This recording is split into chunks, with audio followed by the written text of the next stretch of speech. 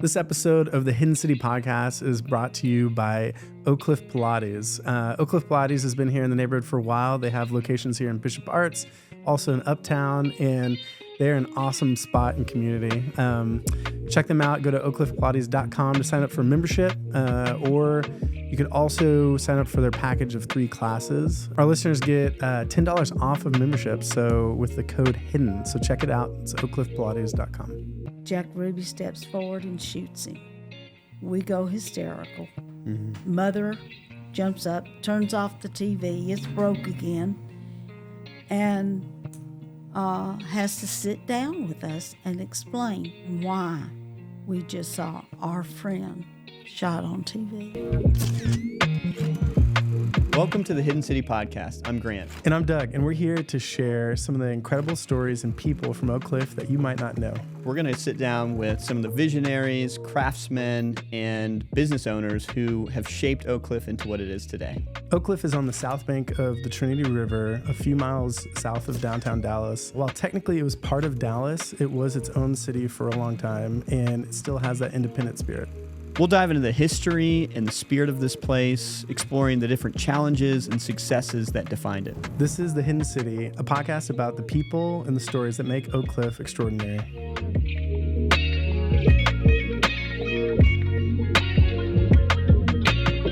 Well, welcome to this episode of the Hidden City Podcast, a very special episode.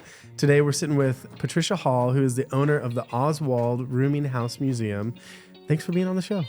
Thank you for having me. I appreciate it. Yeah. Patricia, why don't you tell us where we're at for this episode? Well, we are at my home, which is also a museum. It's the Oswald Rooming House Museum. And we are in the dining room right now. Mr. Lee actually sat at this table on these chairs. He is the only roomer that ever really tried to help me with my homework. Well, we want to hear about that story. Yeah. But before we do, can you tell us a little bit about your family's history with the rooming house here? Mm-hmm. It was your grandmother, I believe, that started the originally house. started it. Can you tell us how that happened and a little bit of the origin story? Yeah. My biological grandfather passed away, and my grandmother bought this house as a widow in 1940. My mother and uncle moved in with her. A few months after they moved in, my mother's best friend from the old neighborhood suddenly became an orphan. Mm-hmm. My grandmother did not want her going to an orphanage, so she took in my Aunt Josephine. Wow. She because the child services were located in the orphanage area, she became aware of the aged out orphans. They were basically at 18 given what they had accumulated, put out on the street and said, "God bless you, we'll pray." She didn't like that. Mm-hmm. So she told the administrators to send the boys over here. Wow. Okay. And so she would give them a room to sleep in, help them find a job, and then she taught them how to handle their money. Oh, wow. Every payday, they had to show her their checking account book and their savings book. And if they didn't save as much money as she thought they should save, they got a lecture. Yeah. So it didn't take long for them to learn to save, save, save. Oh, wow. That's awesome. That's amazing. And so when they were ready to go out in the world and take it on, they left here with a nest egg and had some practical knowledge yeah. of how to handle the world That's and their finances. That's amazing. So you were about 11 years old in 1963. We know Yes. that, and you grew up in this environment. What was it like? Early childhood memories in this, Well, rooming house.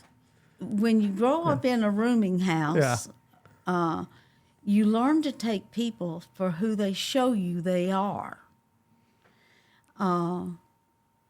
My grandmother, in 63, she rented out 18 different bedrooms from this house.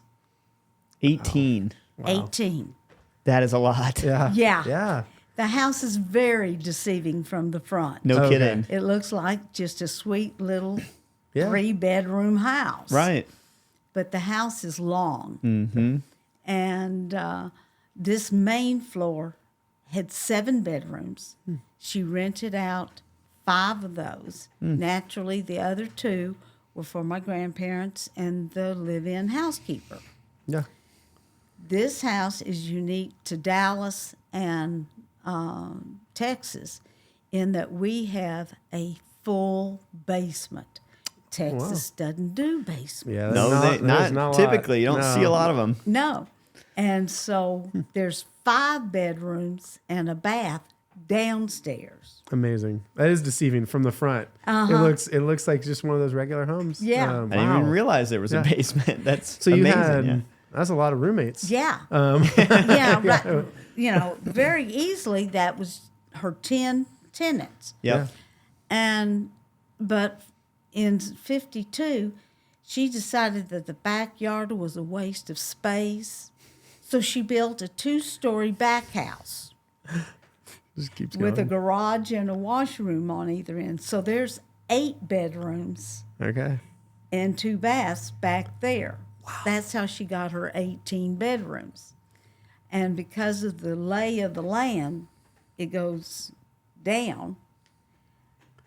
The roof of the 2-story house is the same height as the roof on this house. So when people drive by, you can't see the second house. No, it's very well hidden back there. Yeah. That's amazing. Yeah. So you had a lot of people here all the time, I'm sure. What was... Different types of people. Yeah. We had some, which I call frequent flyers. Okay. Get in trouble with the wife, she'd throw them out. They'd come here for a few weeks or a month or two, get back in her good graces, go home, and the cycle would repeat. Miss Okay. Gladys would get him into shape. Yeah. Right? Yeah. Yeah. There you go. You know. Yeah. And but generally, most of the men were new to Dallas, Okay. and they would be looking for a really good job. And so this was a nice, cheap place for them to live and look for the job that they wanted. And once they found the job that they really wanted, then they'd move out and move closer to their work. I see.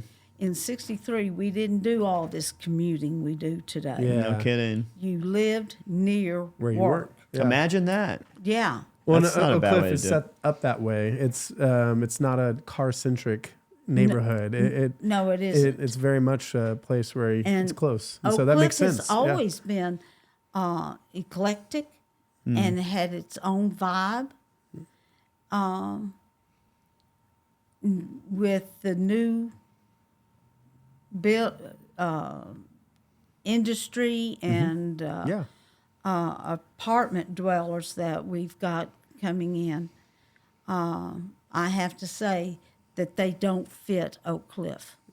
Yeah, I think there's been a lot of conversation around that, and it's amazing how many apartments really we're talking about. We're- Yeah. How many people are moving here? We, I mean, we it's- were just talking with the city councilor about kind of housing crisis and like what is happening with everyone coming in. And I think that's a discussion we should jump into at some point. Yeah.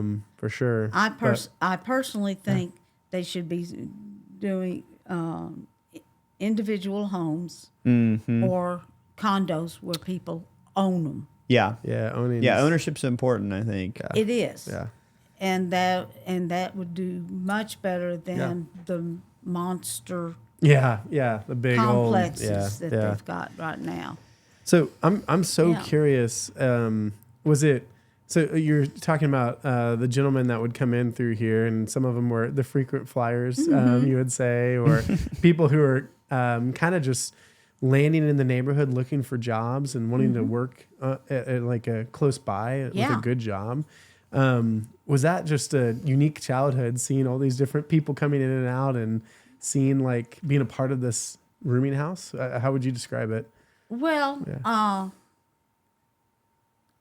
it was just the way it was. Yep. You know, I had no feelings about it because that was the life. Yeah, That you was didn't know normal any life. other Yeah. life. Exactly. Yeah. Yeah.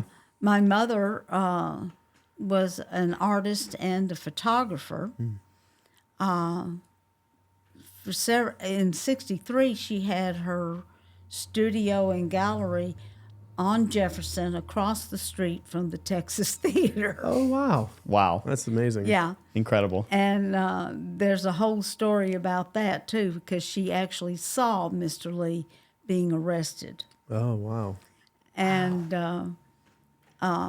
but after I think it was early 70s, my mother no, it wasn't the early 70s, it was in the late 60s. Okay. She moved her studio over to the Bishop Arts District. Oh, okay. Yeah. So she Yeah. was one of the artists. early artists there. Yes, she was, and she was there for the rest of her career. Oh, cool. That's a We fun heard legacy. that there used to be artists there. Yeah, that's right. Bishop Arts, yeah. Yeah. And that's awesome. That's really cool. Today's show is brought to you by Oak Cliff Brewing Co. Are you interested in unwinding and connecting with neighbors over a great beer? Then go visit Oak Cliff Brewing Co. They've got a great tap room with all sorts of great beers on tap. It's a full production brewery here in the heart of Oak Cliff. Visit oakcliffbrewing.com to find out what's on tap right now and where you can find fresh beer made right here in Oak Cliff. Well, we've been kind of hinting at him, but let's talk about the famous person who lived here, Mr. Lee. you mentioned he helped you with your homework once upon a time. He did. He would try. But two dyslexics working on the same project does not work. It just doesn't. He recognized that it was upsetting me more for him to help than not to help. So he did back off on that. Yeah. But anytime he saw me getting upset over homework or studying for a test, he'd always come over to me and say, "Don't worry about it. You just do your best, and it'll all work out in the end." Wow. And I needed that encouragement. I was not getting encouraged at school or by the family because they had decided that I was a slow learner. So I think that encouragement helped me get through high school. I'm the only sibling that graduated high school and got some college. Yeah. Wow. Yeah. In fact, I wasn't diagnosed dyslexic until my first child was in high school and I was trying to go back to college for the third time. Never got the degree because of the dyslexic and family situations and all that. But Mr. Lee was dyslexic.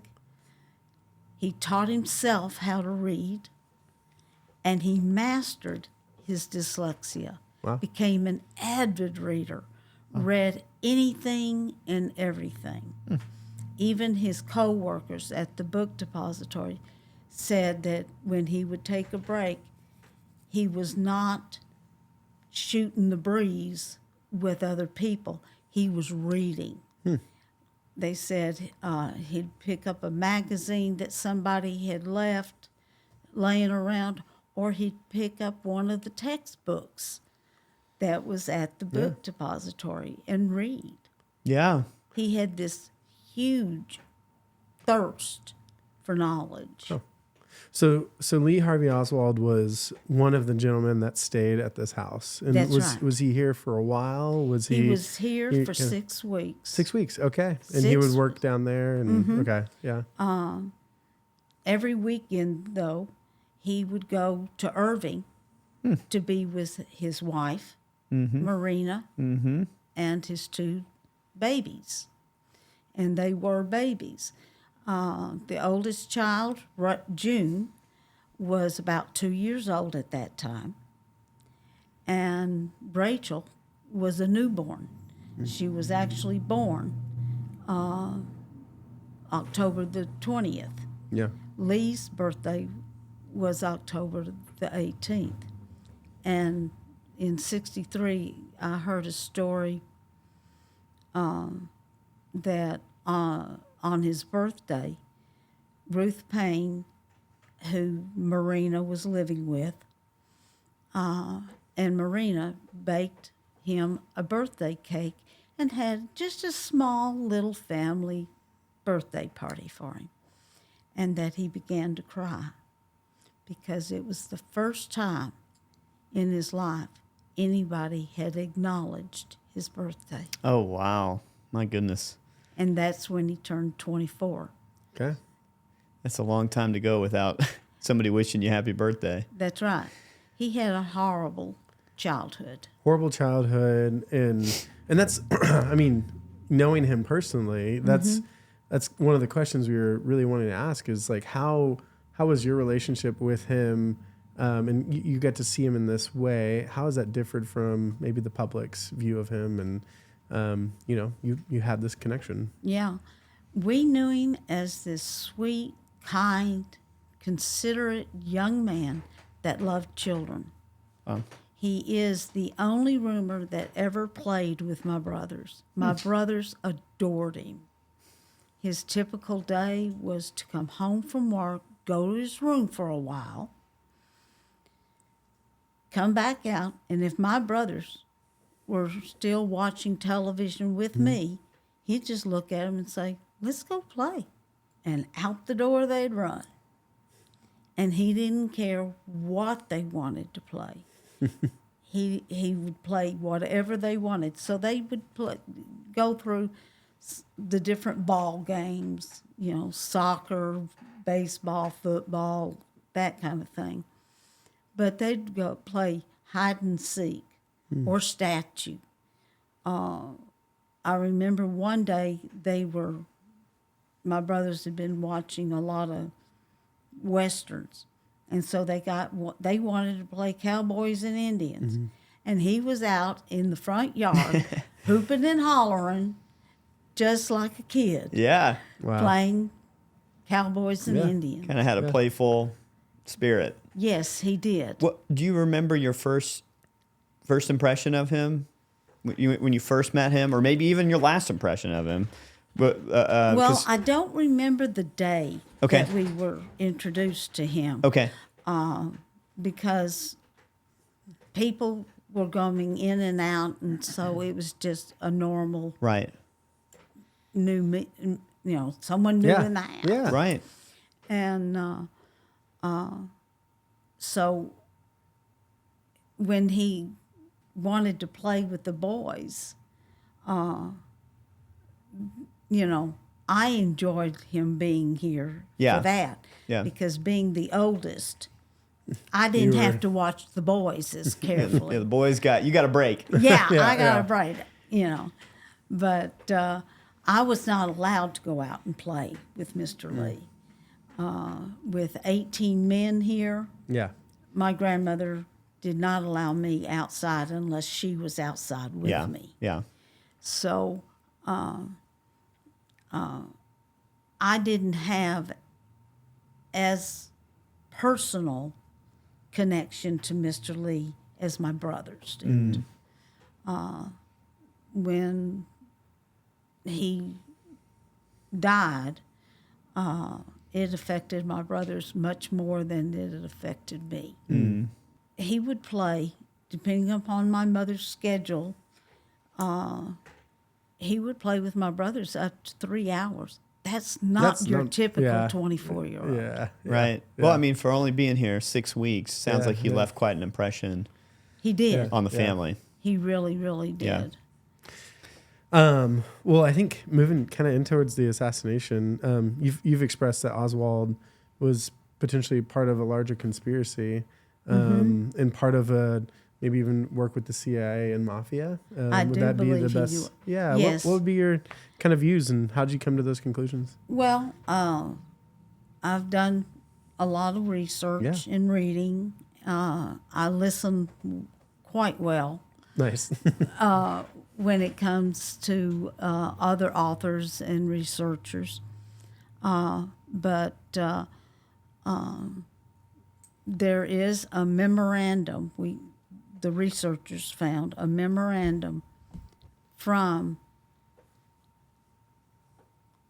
CIA to the Secret Service Department. Obviously, the Secret Service had written a letter to CIA asking certain questions.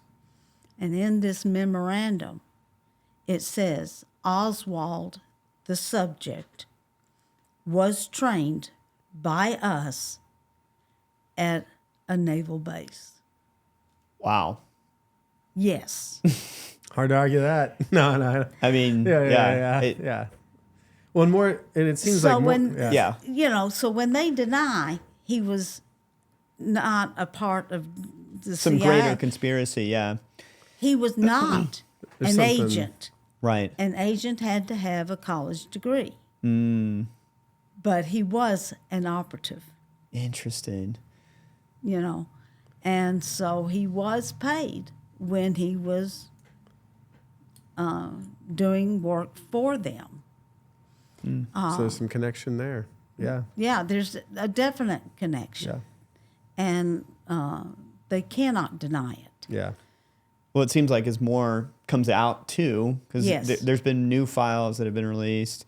There's probably more to yet be released. There's It's hard. It's hard to sift through some of the stuff, because the other day I heard something about how they had files on him before all of this too, and you're, Oh, yeah, you're kind of like, what is true? What is some of this? Like, you're, Yeah. This idea But- that, Well, he was recruited into the CIA Yeah. at 17. Okay. That's very young. Yeah. that is young. I believe he was targeted by the CIA probably as young as 16. At 15, he quit school completely and got a job, and he joined a group called Civil Air Patrol. Okay. It's kind of like ROTC, Yeah. Air Yeah. Force Yeah. stuff. Okay. Okay. I believe that the damage to Lee psychologically was done in this group. The man that was running the program, his name was David Ferry. It has been confirmed that David Ferry was a CIA agent. Okay. But looking into David Ferry's life, when he was a young man, he wanted to be a priest. He joined the seminary.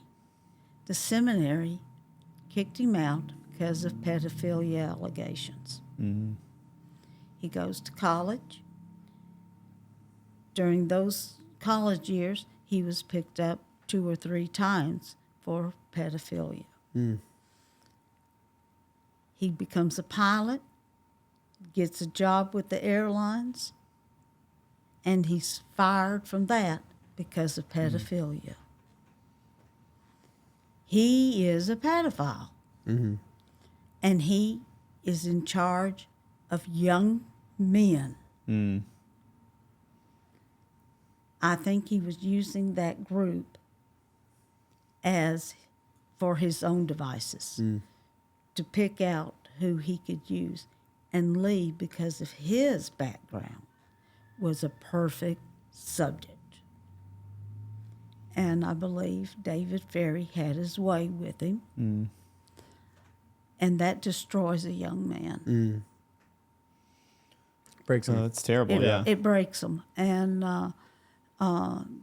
that's why he would have been an easy target, easily manipulated, not real sure of himself.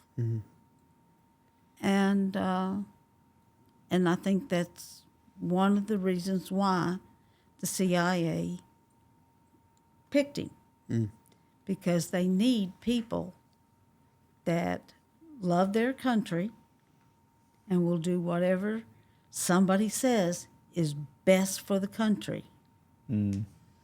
As a young boy, Lee's favorite TV show was I Led 3 Lives.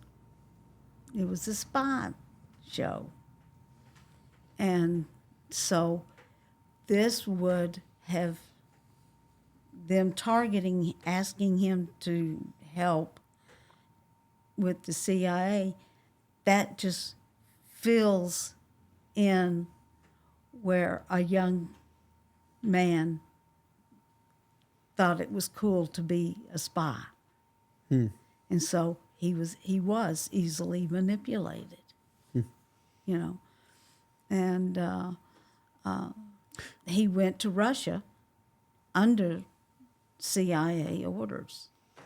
So in other words, he became involved with the CIA when he joined the Marines. Yeah. Okay. Yeah. The only thing he was teased about during boot camp was he was such a lousy shot. They used to refer to him, his shooting, as Maggie's drawers. And that meant he kept missing the target. Yeah.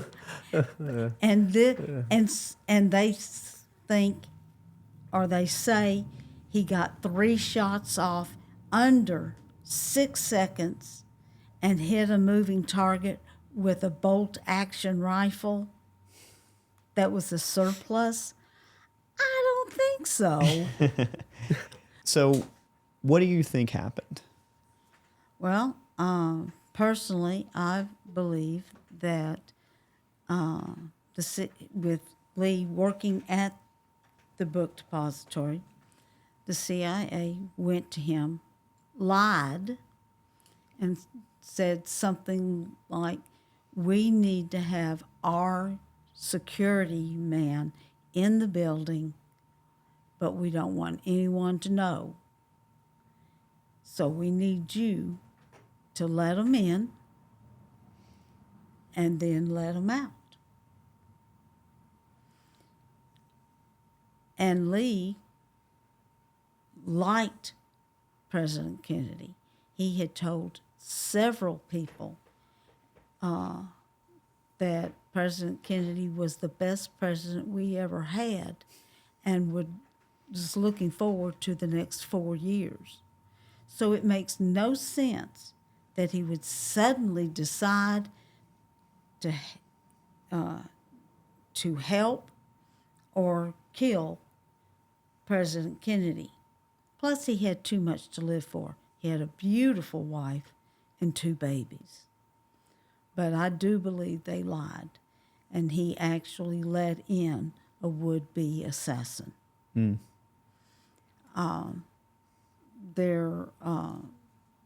The fingerprints they found on the windowsill and boxes and all that, most of the fingerprints, they were able to say who the fingerprints belonged to. Yeah. But there was one fingerprint they could not find who belonged to. Many years ago, after they finally had the computerized fingerprinting and they could go through it faster, someone decided, let's just throw this one in and see what comes back. And it came back as a positive for Malcolm Mack Wallace. And he was a professional hitman, and he worked for Lyndon Johnson. What? That's wild. I haven't heard that yet. That's wow. Okay. Yeah. And it is interesting as like new information comes out or new technologies. Even I think about like ChatGPT or whatever. Like you start to think of like, how does this stuff help you bring more transparency to what's happened and sort through it all because there's so much. Through it all. I mean, I think more of it's supposed to come out, right? So you're just like, okay, how do we start to go through all this? But that's interesting. All right. Well, we're going to take a quick break to ask Doug a question. Doug, have you ever done Pilates before? No, I have not, but I'd be interested. What's up? Well, if you're ever thinking about trying, or if you just want to mix up the fitness routine, you got to go check out Oak Cliff Pilates. They're all about community, movement. They're over there in Bishop Arts. They've also got a new location in Uptown. It's pretty sweet. Dude, and they're hooking us up. I think Hidden City listeners are getting $10 off their membership for the month, right? That's right. They use code HIDDEN. That's it. Okay. $10 off the monthly membership. They're also doing 3 classes for just $25. So you and I are going to head over there. We're going to go try it out. We've never done Pilates before, but I've heard it's great. It's happening. OakCliffPilates.com to sign up. So go head to oakcliffpilates.com to book your first class, and then also go follow them online. It's Oak Cliff Pilates on Instagram. But Malcolm Wallace was dead by the time they got the fingerprint. So they hushed that away very quickly. You mentioned, I think, at one point, your grandmother and the maid or the housekeeper was certain there was no gun in Oswald's room. Right. He did not move into the house with his revolver because my grandmother went through everyone's things the first day they moved in. She only had 3 rules that would get you kicked out. Alcohol of any kind, a weapon of any kind, and someone in your room. The men were not allowed to have any guests in their room. And so the housekeeper, it was part of her job to keep an eye out for the men of when they were here and back leaving, to make sure that no men brought a girlfriend over or something like that. And so Arlene Roberts is the only eyewitness that Mr. Lee came back to this house after the president was shot. Okay. She was watching. And she was the housekeeper. The housekeeper. Okay. Wow. Okay. And so she was watching as the soap opera As the World Turns. It was her favorite soap opera. Came on at 12:30. So it was a good time for her to have a break. Yeah. And the president was shot at 12:30. Walter Cronkite comes on the air with a bulletin that the president's been shot and injured. It goes back to the soap opera because you have to remember, in those days, everything was with the tubes. Yeah. You had to let the cameras in the newsroom warm up. So that took about 10 minutes. So it goes back to the soap opera. And that's when Mr. Lee arrives at this house. Wow. The Warren Commission says he got here at a little before 1 and then left here at 1 o'clock. I believe their timing is off. Okay. I think he got here probably at 12:50 to 12:55. He only came in, he changed his shirt, put on his light windbreaker, retrieved the revolver that he brought back from Irving, and left. He was here no more than 2, maybe 3 minutes. Grabbing something and going. Yeah.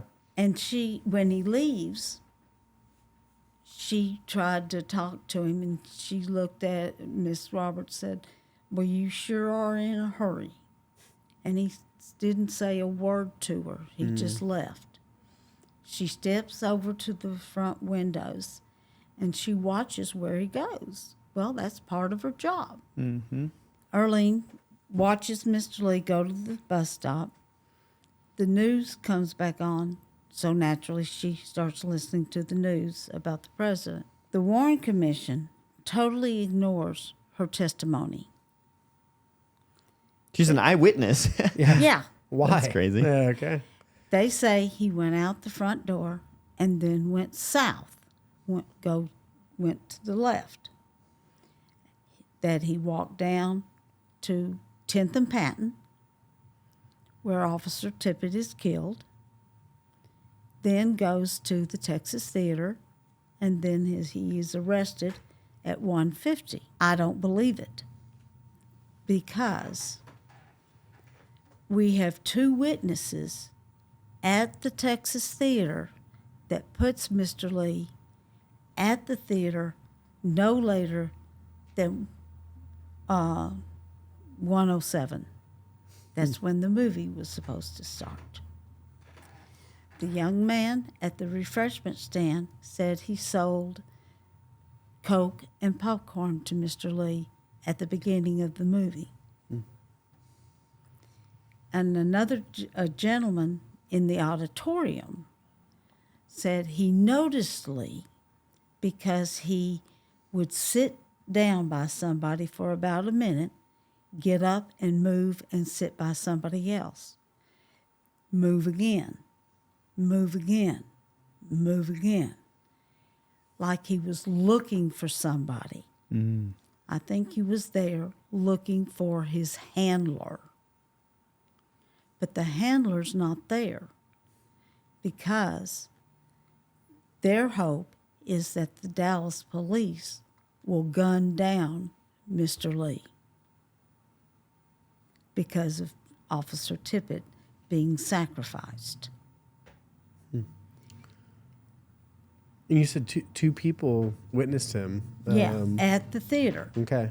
Wow. So, and Officer Tippett is not shot until 1:15. How can Lee be at the theater at 1:07 and in the auditorium moving all of this and kill Officer Tippett at 1:15? I don't think so. Yeah. How? Yeah. Yeah. There's 6-block difference. Yeah. Yeah. You know.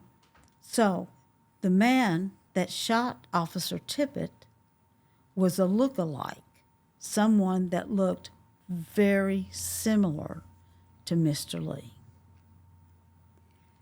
At Tippett's scene, there were about 5 to 7 witnesses, but only 2 actual eyewitnesses. There was Domingo Benavides. He was driving his truck going west on 10th Street. The officer was going east on 10th Street. The officer gets out, he is shot, and falls practically in front of Domingo's truck. He was taking his 3-year-old daughter home. So he had to see the shooter. He had to stop. And Aquila caught Clemens, little black lady, sitting on her front porch when she sees the officer go down. She had to see the shooter.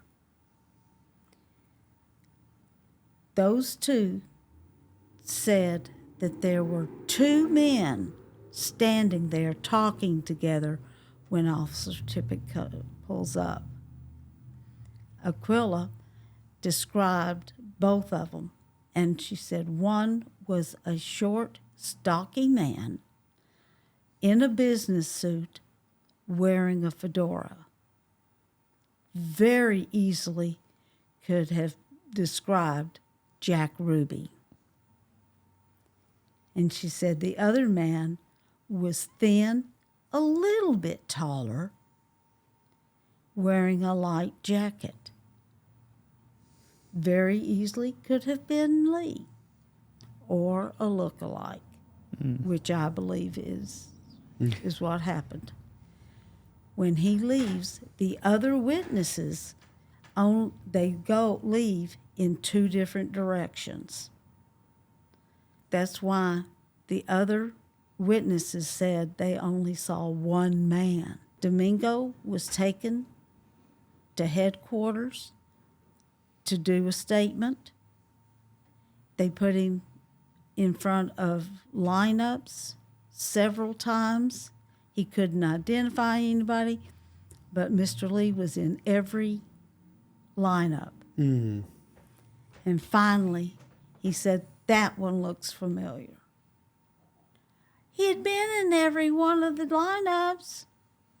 Yeah, he was familiar. Yeah. You're like, I've seen him every time. Yeah. You know? Yeah. So, but they kept him at headquarters for almost 24 hours. They kept Domingo. Domingo, okay. Because he would not sign the statement saying that there was only 1 man. Wow. He was so tired and hungry and badgered by the police, he finally signed the affidavit saying only 1 man, not 2. Aquila, she was not taken downtown. She did not give an official statement. She told her family that evening 2 FBI agents came to her home and told her that under the circumstances, it would be better and safer for her and her family if she didn't get involved. The FBI came. Yes. Yeah. And her family was so worried and scared for her, they moved her out of her home that weekend. Whew. Yeah, she gave 1 article. A reporter got her story only once. We've never heard from her. I was going to again. say, has anyone heard from either of these eyewitnesses No. again? Yeah. In fact, Domingo was taken to Washington to testify before the Warren Commission. After he got back to Texas or Dallas, his twin brother, identical twin brother, was shot in the head. And Domingo had not told any authority that he had a twin brother. He felt that the shot was meant for him. They didn't know he had a twin brother. Yeah. So he was assassinated, his twin brother. Yeah. And so he left Texas. My goodness. Yeah. And so that we would do haven't it. heard from Domingo in years. And So that was a 10th and what? You said 10th and Patton. Patton. Okay. So take me back to when this happened. Mr. Lee's at the theater. He eventually gets picked up. The news eventually comes out that he's been taken into custody. Yeah. How was your family's reaction? Do you remember any of the moments after the assassination, kind of what it felt like, or who was, feeling what? Today's show is brought to you by Waxspace. Are you looking for a place in Oak Cliff to connect and meet other neighbors? Then Waxspace is the place for you. Come join the Neighborhood Work Club, and for just $80 a month, you can get all the things you need to be productive at work. Why work from home when you can work from a place with other neighbors? We've got cold brew, fresh coffee all day, phone booths for your meetings. We've got a podcast studio and a lot of other amenities here. So visit thewaxspace.com to learn more and sign up today. My brothers and I were at school, and they didn't have enough TVs for us to, all of us, be watching it. So they put the TVs out in the hallway so the teachers could look and watch and come tell us what was going on, that kind of thing.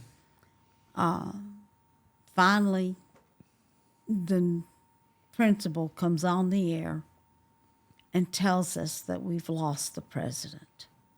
Teachers are crying, kids are crying because the teachers are crying.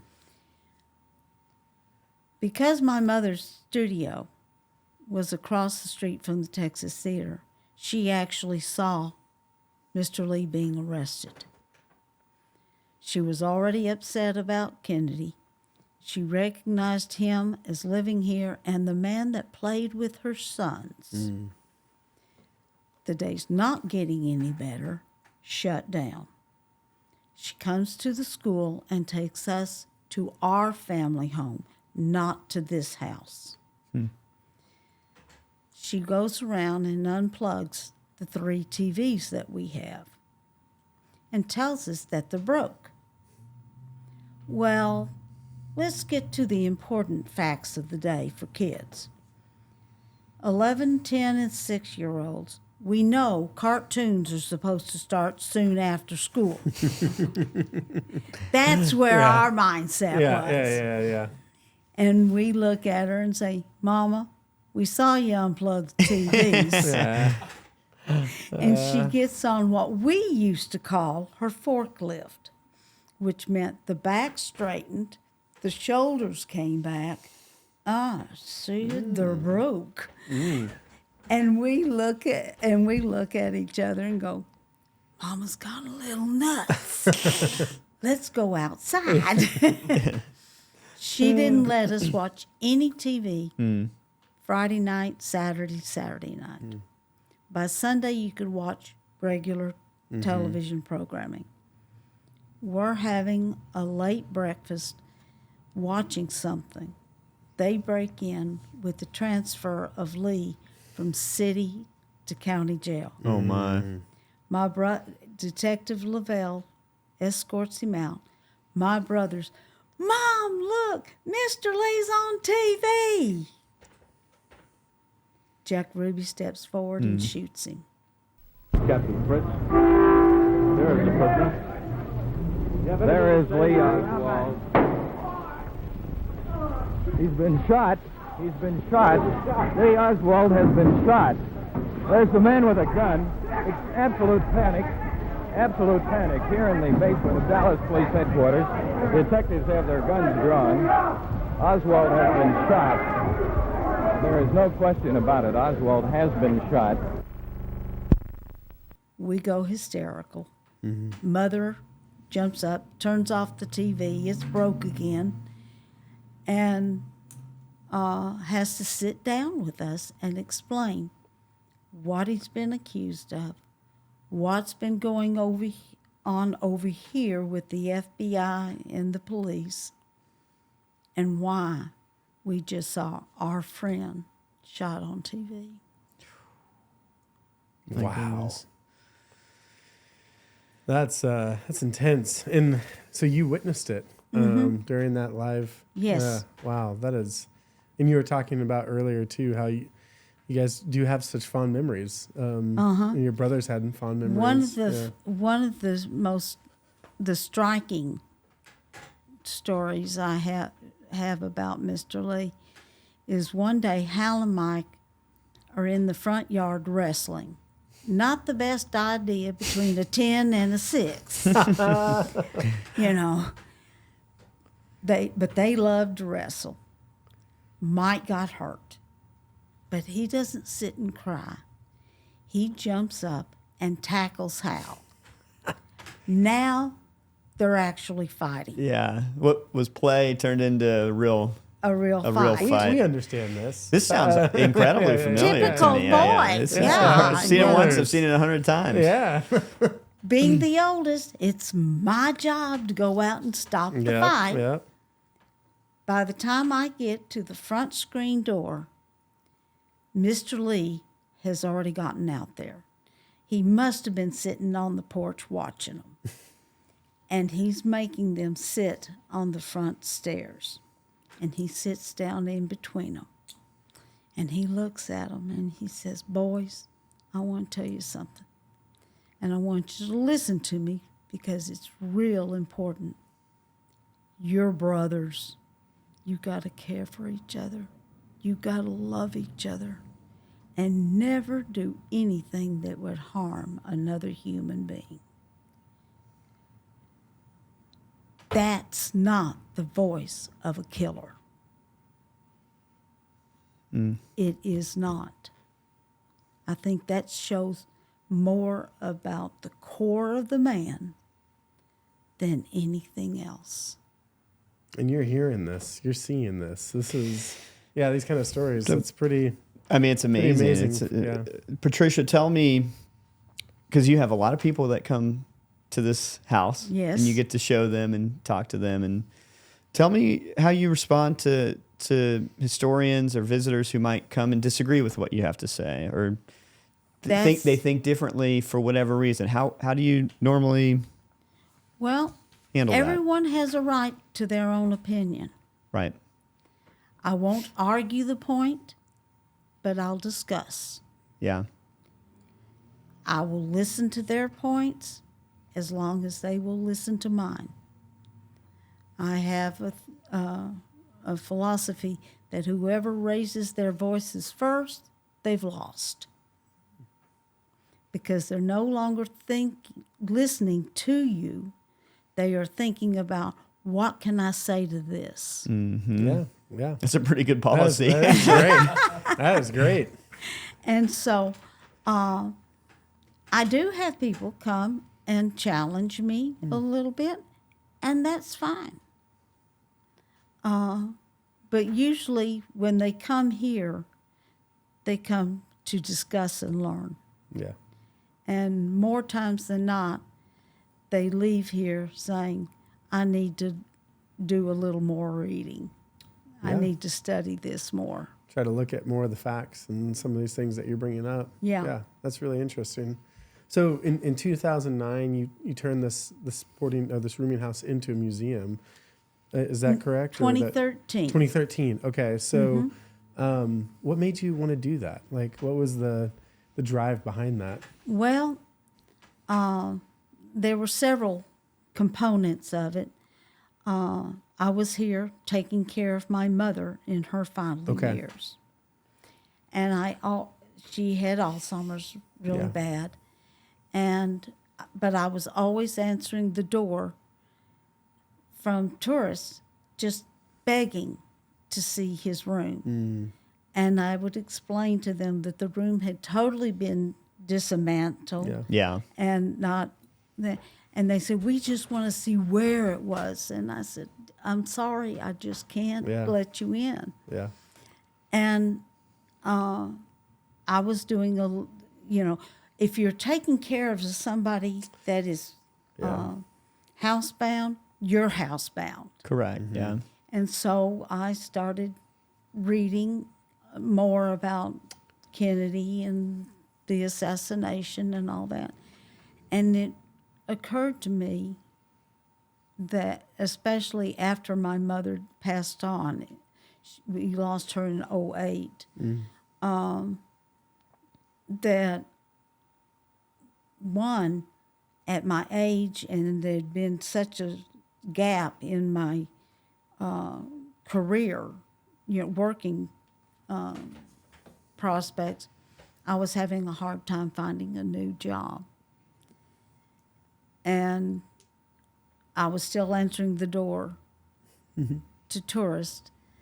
And it occurred to me that my knowledge, my feelings about the assassination were unique.